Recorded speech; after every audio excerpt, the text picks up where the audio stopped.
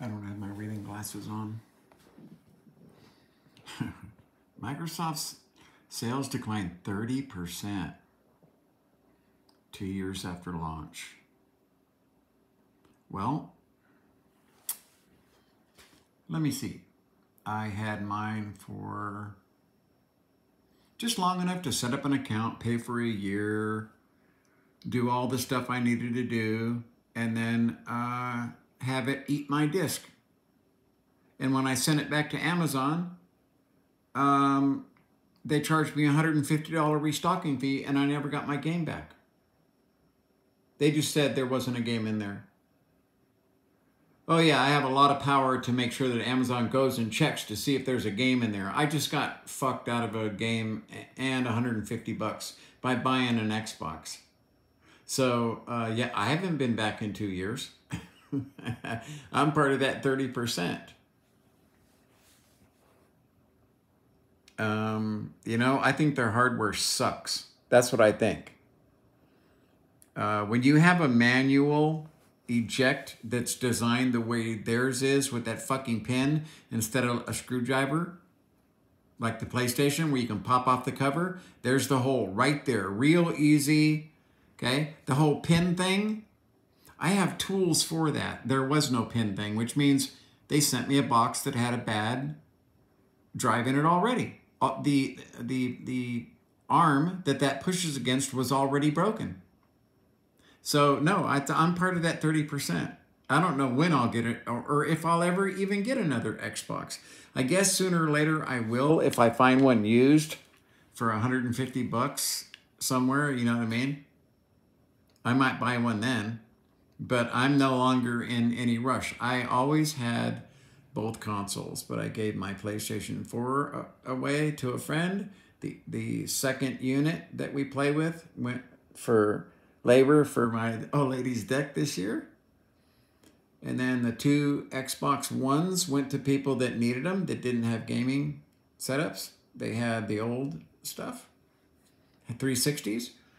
So some got donated and some got, you know, I got labor out of them. All my pros, people wanted those pros, and I don't blame them. I gotta say, that PlayStation 4 Pro, man, when I played Gran Turismo on my PlayStation 5 for the first time, I expected PlayStation Sport to have some kind of benefit. It didn't. Not even in the slightest, tiniest little bit. Okay. 30%. See, I don't understand their whole marketing thing, and it's not like Sony doesn't do stupid shit. Look at this whole VR thing. Overpriced. There's nothing that, I mean, Gran Turismo, maybe, but I have a 120-inch screen. I'd much rather play on that than have this damn thing hanging on my face. I feels like I'm driving now because I have so much screen on each side of me. This is the way to go. The whole triple screen where you're blocked in and you have to basically make a cockpit area. This I can do 3D movies with. And it's fantastic for sim racing. I haven't used it with the turbo or the game mode on because I haven't had to. I haven't noticed any kind of response that's hurting my driving to any degree, okay? Not practicing is what's hurting my driving.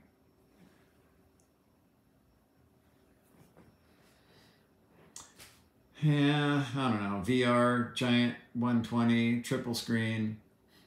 I guess it's all, you know, what you prefer. But I know that having that headset on and going like this and looking over at your door or looking over at your door, that's not worth the money because I am almost always aware of who is right here by my rearview mirror. I am almost always aware of who is right there on my corner. And was he gaining on me or are we even or am I leaving him? And that's going to determine how I approach the next corner. Simple. I prefer the big screen. It's comfortable, nothing hanging on my face. And again, more than one purpose. There are 3 different AWOL projectors. AWOL is having a sale right now. You might want to look, because I would save, if I was in on that sale now, I would probably save about $400. So yeah, if you look at some of their smaller units, the 15, the 25, and the 35, if they're anywhere near as good as this one, they're a great buy over getting a large screen TV. If you're a gamer, man, I mean, with the hand controller, I put it in turbo mode after playing without it, and I noticed there was a difference, but it didn't make a difference in my gameplay. It didn't appear, there was a visual connection that, oh, that is quicker, but didn't really help my gameplay that much. All right, 30%. You know, I hate to say I told you so, but then I did. I told you so. That from what I saw, from my experience, that the box wasn't up to standards. Neither was the early PlayStations either, by the way, okay? These people, these scalpers that are now trying to sell their first edition PlayStations, who basically, a lot of them had drift right out of the box. The controllers were bad right out of the box. They have a bigger cooler, but it's not, evidently it wasn't necessary.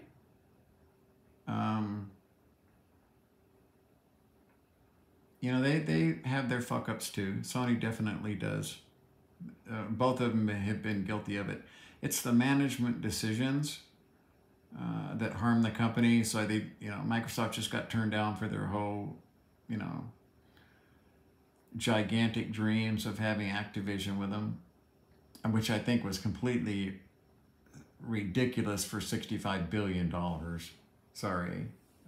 No, sorry.